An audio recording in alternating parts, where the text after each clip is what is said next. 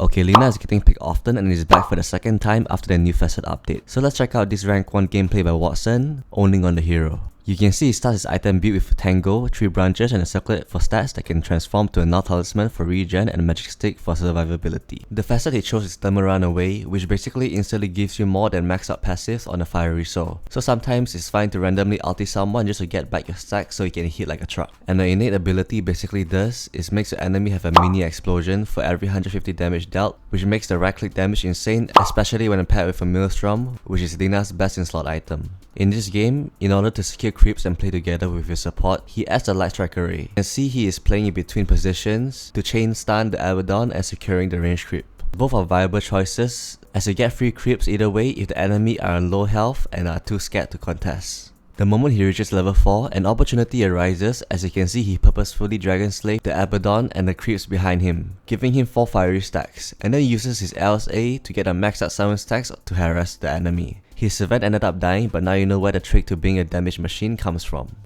As it doesn't end there, as you can see the Lina keeping out of her stacks, which baited and bought enough time for the servant to become alive to come in and take the kill. Later on you can see her Laguna Blade is on cooldown, as Watson uses it for the fiery stacks. The fight has to be postponed due to the Pango ganking afterwards. They ended up aborting the fight as I see the Pango rotated from mid and is in the jungle right now. He sticks around the tower and sees the Pango hiding, and that is when you just need to farm the jungle instead of forcing the issue by defending the tier 1. The most efficient way is to let your support sap the free XP under the tower while it's dying. So all you have to do is just to be patient and farm the jungle camp several times until you can get a creep wave from a safe distance. So Watson got his Maelstrom pretty quick at the 11-minute mark. Maelstrom is just a starting item for you to boost and elevate your farming speed even more. And you can see how much and how fast Watson farms the jungle and the creep wave constantly. As far as farming pattern go, it will eventually lead you to the bottom lane, as that's the safest lane to farm. As he completes his Glademir, that is where the Dire together with the Lina made a huge team fight by playing under their wards as the Lina hit between the trees to land an impactful stun. He immediately Laguna the Tinker for the max fiery stats, as all you have to do is just right click the enemy and chase them down from now on. Watson actually made a huge play by playing under the ward to get himself a huge advantage in terms of positioning, and that landed all the important kills for his team. Watson bought a Boost of Travel as his second item to be able to defend towers and still join teamfight almost instantly. And that's when he sees the Pango shown in the bottom lane under the vision of the wards. He instantly teleports as he knows he will shove at least one more creep wave, and he actually manages to clip near the chunky Pango and easily deleted him from the game. Next up, you can see Watson farming at the Ancient, which is near his team. He is constantly keeping an eye out for the opening and farming creeps at a fast pace. Eventually a fight broke out and he did not hesitate to Laguna the PA for extra physical damage and decides to back off but got overwhelmed. Later on, his Riki did a huge buyback that managed to save the Lina and delay the Radiant as his Shadow Blade came into play. Truly is one of those clutch moments that you see from teammate once in a while. 22 minutes in, you can see with just 2 heroes, Lina is strong enough to take down the Tormentor as the Radiant ends up taking the Roshan. And with his Boost of Travel, he plays the opposite side of the map as he don't want to fight head on against the Aegis just like that. And that's where his teammate found the catch on the Tinker trying to defend his top tier 2 tower as well. Soon after, it was time to reset the lanes, and you can see the PA with the Aegis was pushing top as there is a suspicious Abaddon at the bottom lane which led to a free kill.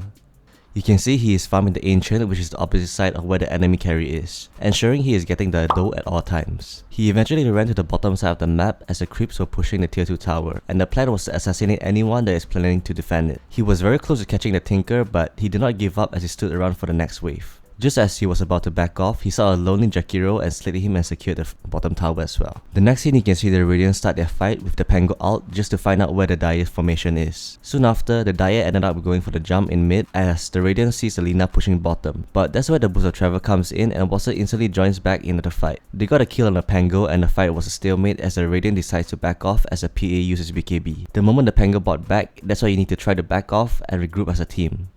They went back to the mid-high ground and that's where the Radiant screws up and you can see the Lina Laguna Blade the Jakiro solely for the facet buff as Watson mows down everyone with just his right click. The Radiant got too desperate as the PA jumped back in to the fight without his BKB, letting the Lina just right click him to death and everyone else he loves. From then on, you can see the perspective of the Lina killing the Radiant one by one as they were trying to run away. and after the huge team fight, with the huge Q and death timer on the Radiant, it was obvious they hit the high ground as Watson easily destroys the tower. 33 minutes in, they even got the Roche and Aegis on the Lina, and this is where it gets interesting. The play right now is that when you have the Aegis, you try to catch one and make it a 5v4 before hitting the high ground. As you can see, Watson constantly roamed the map with his max movement speed with his Shadow Blade. He constantly tried to hunt enemies and find a good timing on them. This happens so many times as you can see he constantly attempts to catch heroes but always short off the timing. And it keeps happening as you can see how important it is to catch someone as a Lina.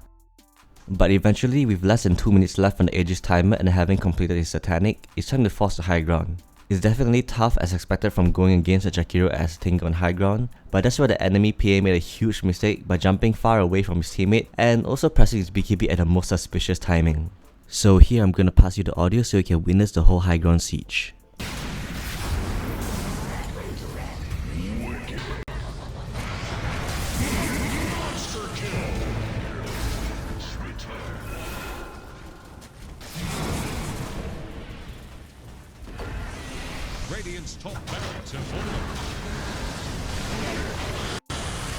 And with that big kill, all he has to do now is aim for the Megas and try to deal as much havoc within the 40 seconds left on the Aegis. And that's how Watson plays Lina.